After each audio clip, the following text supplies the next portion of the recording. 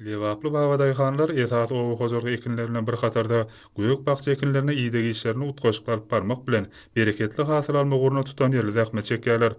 Günnäwür welaýatda sebitiň toprak howa şertlerine uýgurlaşan göýük ekinleriň ýokary hasyl berýän görnüş taýlanmalyny.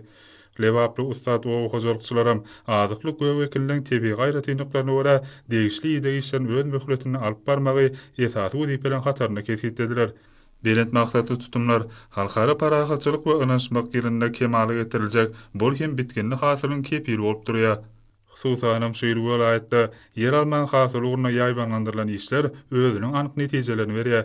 Ýylyr pähwine ýogurulan bu döwletli işe sebitin kärennesi göýük karançylar bilen bir hatarda telekeçilik bilen meşgul bolýan hususy ulgamyň wekilleri hem işçiň gatnaşyp münasip goşantlaryny goşýarlar.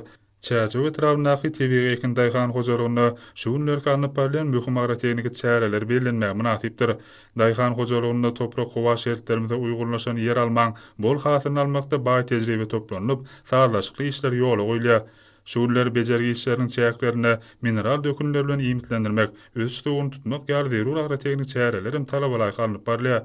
Alman gazananlaryna daýanylyp geçirilen owa hojalyk çäreleri sebitde şu ýylam ýer alman bereketli hasylynyň alynjakdygyna aýdym güwäg etýär. Ýer öýünden ekilen meýdanlarda bol we bitkinli hasylyň buýuşçysy bolup, ýer alman köpçükleýin güle durmagy bolsa, göýük karanç kärennesilen ihlasly zähmetiniň tüýs ýerinde düşündiginden habar berýär. O senaga toplumyny ösüşleriň täze berendiklerini galkandyryp, bereketli toprakdan bol hasyl almakda berilen döwlet gollawlar üçin Lewaply babadaýhanlar türkmen halkynyň milli lideri gahrman arkadagymyza hemde hormatly prezidentimiz arkadagly gahrman serdarymyza alkyş aýdýarlar.